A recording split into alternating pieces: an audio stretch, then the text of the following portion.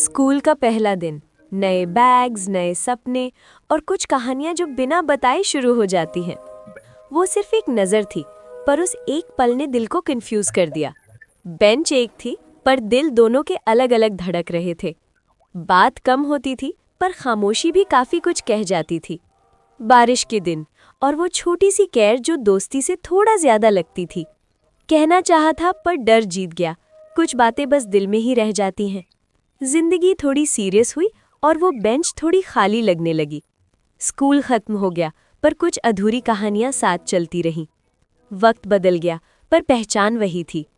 कभी कभी प्यार लेट मिलता है, पर जब मिलता है बिल्कुल सही लगता है। और कहानी की शुरुआत होती है इन बहुत ही दमदार लाइन से। ये हमें सीधे उस एक पल में ले जाती हैं। बात सिर्फ ट्रेन की नहीं है, बात है उस सच्चाई की कि वक्त कभी किसी के लिए नहीं रुकता। और यहीं से अर्जुन और मीरा की असली कहानी शुरू होती है। सीन एक रेलवे स्टेशन का है। मीरा ट्रेन के अंदर है और अर्जुन प्लेटफॉर्म पर अकेला खड़ा है। ये सिर्फ कुछ कदमों की दूरी नहीं थी, बल्कि ये उनके स्कूल के दिनों का अंत था और एक ऐसे भविष्य की शुरुआत जिसे उन्हें अब एक दूसरे के बिना जीना सीखना था। तो मीरा का क्या हाल था? वो जब अपने नए शहर पहुंची तो उसे हर तरफ एक अजीब सा अकेलापन महसूस हुआ। मतलब चारों ओर नए चेहरे, नई गलियां और इतना शोर। लेकिन इस सब शोर के बीच उसकी आंखें बस अपने फोन को देख रही थीं, बस एक नाम के मैसेज का इंतजार कर रही थी। और उधर अर्जुन, उसके लिए तो जैसे स्कूल के वो गलियारे एकदम सूने हो गए थे। खासकर वो बेंच जहां वो दोनों हमेशा साथ बैठते थे। अब वो बस एक खाली जगह थी, एक याद। दूरी ने उन्हें फौरन तोड़ा नहीं, पर हाँ, एक ऐसी मुश्किल परीक्षा में जरूर डाल दिया था जिसके लिए शायद वो तैयार नहीं थे। तो सवाल ये है कि उन्होंने इस दूरी को कम कैसे किया? उन्होंने अपने रिश्ते को जिंदा रखने की हर मुमकिन कोशिश की। उनका प्यार अब खतों में और फोन की स्क्रीन्स में बसने लगा था। देखिए, शुरुआत हुई लंबे लंबे मैसेजेस से, फिर बात पहुंची वॉइस नोट्स तक, जिनमें उनकी आवाजें एक दूसरे तक पहुंचती थीं। और फिर जल्द ही वो देर रात तक वीडियो कॉल्स पर बातें करने लगे। लेकिन उन्हें महसूस हुआ कि उन्हें कुछ ऐसा चाहिए जिसे वो छू सकें। और तब उन्होंने एक दूसरे को खत लिखने शुरू किए। ऐसी ही एक देर रात की कॉल के दौरान बातों के बीच में अर्जुन बहुत धीरे से कहता है, तुम याद आती हो। बस ये 3 शब्द, ये उनके रिश्ते की पूरी सादगी और सच्चाई को दिखाते हैं कि यहाँ बड़ी बड़ी बातों की नहीं, बल्कि बस सच्ची फीलिंग्स की जगह थी। तो उनके बात करने के 2 तरीके थे, है ना? और दोनों में जमीन आसमान का फर्क था। डिजिटल मैसेज वो फौरन पहुंच जाते थे, लेकिन हवा की तरह उड़ भी जाते थे। दूसरी तरफ थे खत, जो हमेशा के लिए थे, जिन्हें छुआ जा सकता था, संभाल कर रखा जा सकता था। और इन खतों ने उनके रिश्ते को एक नई गहराई। लेकिन वक्त, वो तो सबसे मजबूत वादों को भी परखता है। कहानी में अब एक ऐसा मोड़ आता है जहां उनकी अलग अलग जिंदगी, उनके रिश्ते के बीच दरारें डालने लगती हैं। एक शाम मीरा अपने दोस्तों के साथ थी और कॉल करना भूल गई।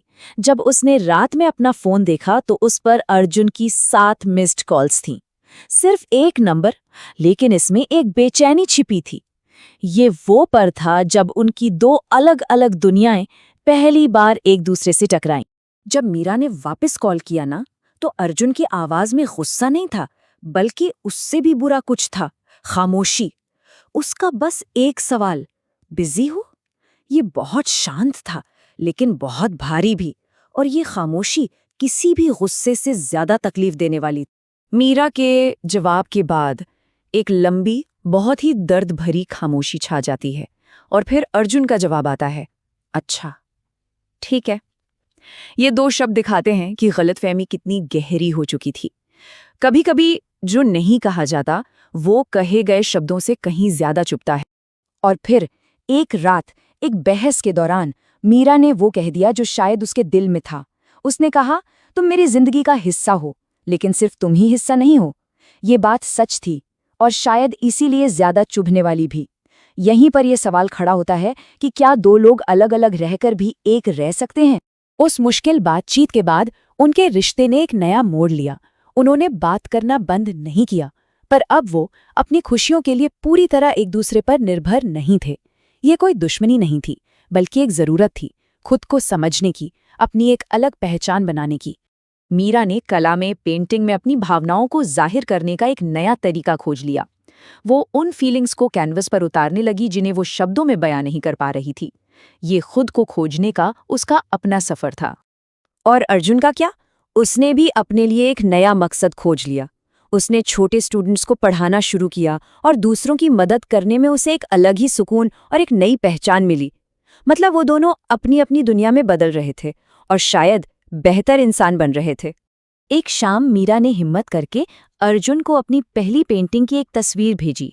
अर्जुन ने कुछ देर स्क्रीन को देखा और फिर जवाब दिया, मुझे तुम पर गर्व है। ये एक बहुत ही जरूरी पल था।